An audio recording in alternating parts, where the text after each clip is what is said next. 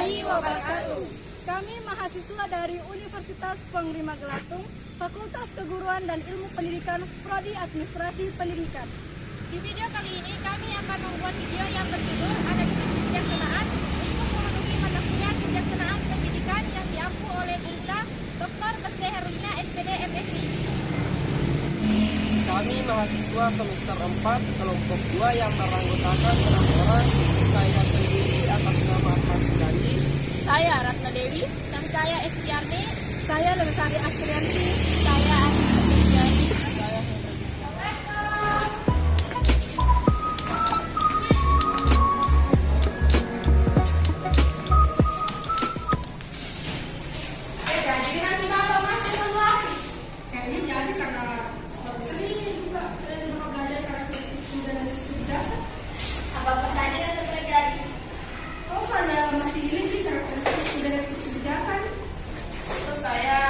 Model analisis kebijakan.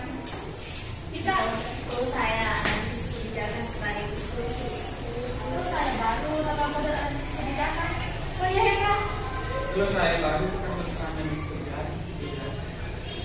Semoga tidak ingat bahkan Assalamualaikum. Waalaikumsalam warahmatullahi wabarakatuh. Selamat siang Anda. Iya, Pak.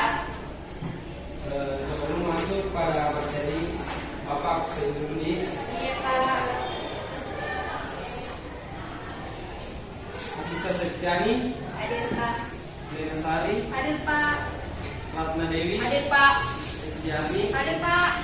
Muhammad Setiawan, Pak. Baik, adik-adik, materi kita hari ini yaitu bab 3, studi analisis kebijakan.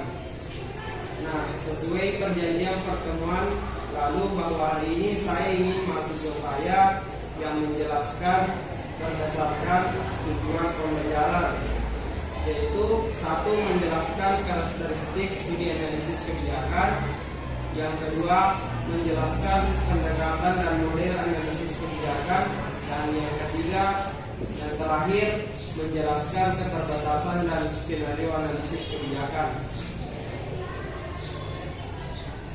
Baik, yang pertama saya persilakan Lena Sari untuk menjelaskan karakteristik studi analisis kebijakan. Saya persilakan.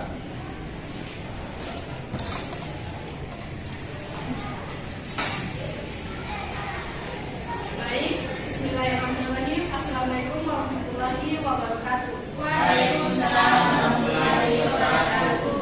Sebelumnya terima kasih atas kesempatan yang telah diberikan.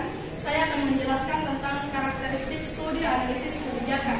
Adapun yang dimaksud dengan analisis kebijakan menurut DUR 1981 merupakan disiplin ilmu sosial terapan yang menggunakan metode inquiry dan argumentasi untuk menghasilkan dan mendayagunakan informasi kebijakan yang sesuai dalam proses pengambilan keputusan yang bersifat politis untuk memecahkan suatu masalah kebijakan.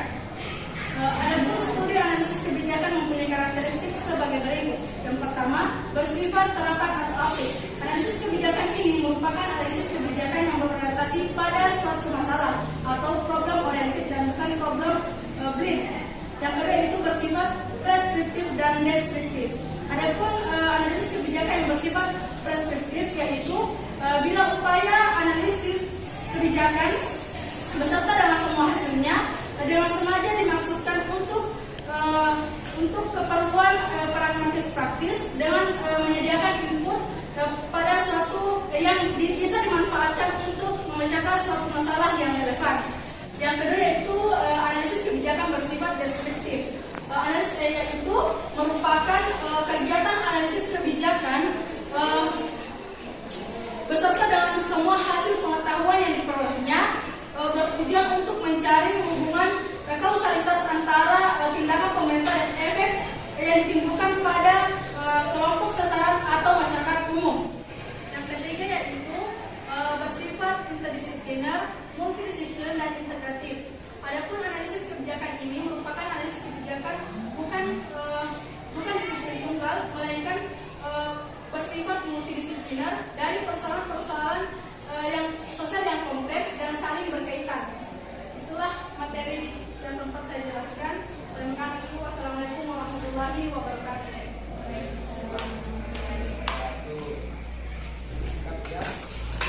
itulah penjelasan dari teman Anda karakteristik studi analisis kebijakan. Saya kira Anda semuanya dapat memahaminya. Selanjutnya saya persilakan Asisten Septiani yang akan menjelaskan analisis kebijakan sebagai diskursus. Saya persilakan.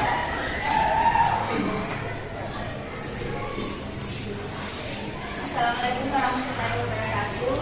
Waalaikumsalam warahmatullahi wabarakatuh. Terima kasih atas kesempatan yang diberikan kepada saya tadi. Saya akan menjelaskan tentang analisis kebijakan sebagai diskursus. Pemahaman analisis kebijakan sebagai diskursus berdasar UID dikelompokkan menjadi 3 bagian. Yang pertama, model diskursus analitik. Analisis kebijakan perlu memanfaatkan beragam perumusan masalah, beragam sumber data, dan beragam teknik dalam menganalisis data serta menghendaki adanya keterbukaan dan keluasan sikap terhadap keseluruhan proses analisis. Yang kedua, model diskursus kritis. Pada model ini sangat penting kaitan antara fakta-fakta dan nilai-nilai, bukan hanya sekedar nilai-nilai semata dan bukan hanya sekedar pertukaran kiasan atau pandangan kritis, tetapi bagaimana cara kita melakukan pengujian secara kritis terhadap fakta-fakta yang relevan, dan pengujian itu dilakukan secara rasional. Yang terakhir yaitu model diskursus persuasif. Pada model ini para analis dan pembuat kebijakan berusaha mempengaruhi gagasan, tetapi untuk bisa melakukan hal tersebut mereka harus mau berbagi gagasan-gagasan dan pandangan mereka kepada publik atau masyarakat melalui diskursus ini.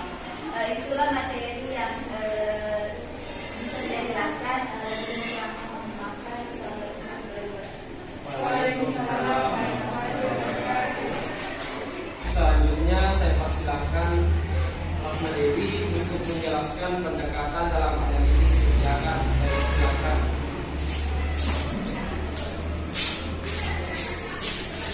Baik, terima kasih atas kesempatan yang boleh diberikan. Di sini saya akan menjelaskan tentang mengenai pendekatan dalam analisis kebijakan.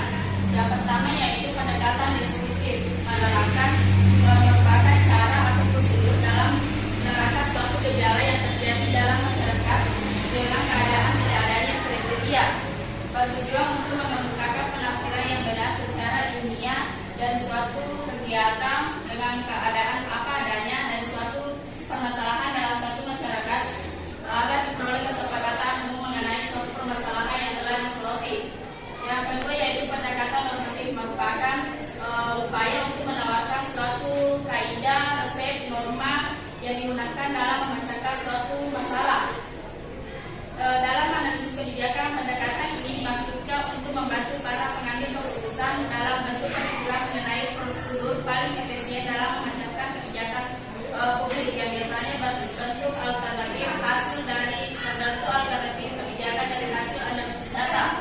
Yang ketiga atau yang terakhir yaitu pendekatan evaluatif, yaitu upaya untuk mengungkapkan hasil dari suatu keadaan yang dilakukan oleh suatu program atau kegiatan dengan bentuk kriteria yang atas terjadinya keadaan tersebut. Gejala yang diterangkan adalah gejala yang berkaitan dengan nilai dan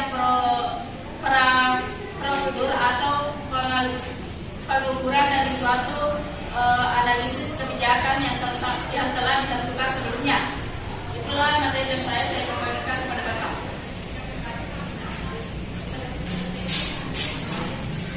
Baik, selanjutnya saya persilakan Istiani untuk menjelaskan tentang peraga model analisis kebijakan.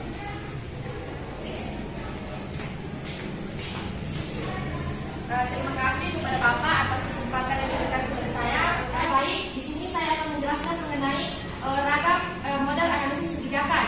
Ragam model analisis kebijakan terbagi menjadi 2. Yang pertama yaitu model kuantitatif. Metode kuantitatif merupakan bentuk dari operasional paradigma empiris atau pendekatan kuantitas empiris, di mana pengukuran secara objektif masalah sosial dilakukan dengan menjabarkan terlebih dahulu masalah sosial dengan beberapa komponen masalah, indikator, dan variabel.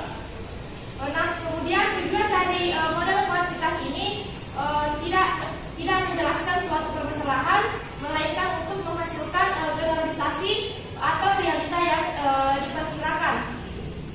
Kemudian model yang kedua yaitu model kualitatif. Model kualitatif dalam analisis kebijakan dilakukan untuk memahami secara mendalam masalah kebijakan dengan tidak melihat permasalahan untuk kepentingan generalisasi. Metode ini menggunakan analisis mendalam untuk mengkaji permasalahan kebijakan kasus per kasus. Karena dilihat dari sifat suatu masalah yang berbeda, maka penanganan suatu masalah pun harus berbeda. Itulah masalah itulah dari saya sampai di Bapak. Saya persilakan Hendra Setiawan untuk menjelaskan keterbatasan analisis kebijakan. Terima kasih atas kesempatan yang diberikan. Saya akan menjelaskan tentang keterbatasan analisis kebijakan. Keterbatasan analisis kebijakan menurut Web Solikin Abdul Wahab 1998. Yang pertama yaitu analisis kebijakan tidak menyediakan jawaban secara cepat kepada masalah yang kedua dan tidak dapat dikelola. Yang kedua, analisis kebijakan bukanlah ilmu pasti dan tidak akan menjadi demikian. Yang ketiga, analisis kebijakan bukanlah obat penjara untuk kerusakan pada kebijakan publik. Namun tidak menjamin bahwa keputusan kebijakan sejalan dengan kepentingan publik. Itulah yang saya dapat jelaskan. Saya kira penjelasan Hendra Setiawan sudah sangat jelas. Semoga dapat dipahami. Berikan aplaus kepada temannya. Baik, saya akan menjelaskan skenario analisis kebijakan. Langkah-langkah menyusun skenario analisis kebijakan sebagai berikut. Yang pertama, merumuskan lingkungan politik yang relevan dengan masalah kebijakan yang ditanaminya.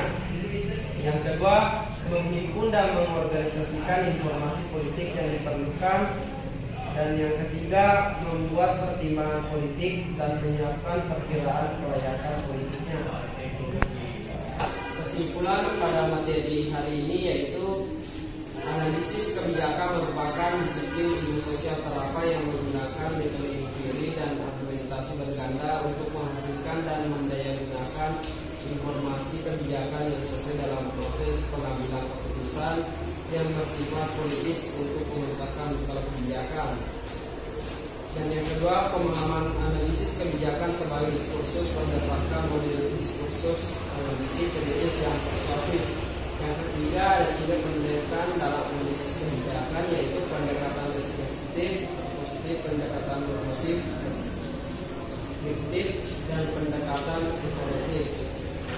Dan yang terakhir, model analisis kebijakan mengikuti model kuantitatif analisis kebijakan dan model kualitatif analisis kebijakan. Baik, adik-adik, untuk hari ini cukup sekian. Terima kasih atas partisipasi dan semangatnya mengikuti mata kuliah ini. Assalamualaikum warahmatullahi wabarakatuh. Waalaikumsalam warahmatullahi wabarakatuh.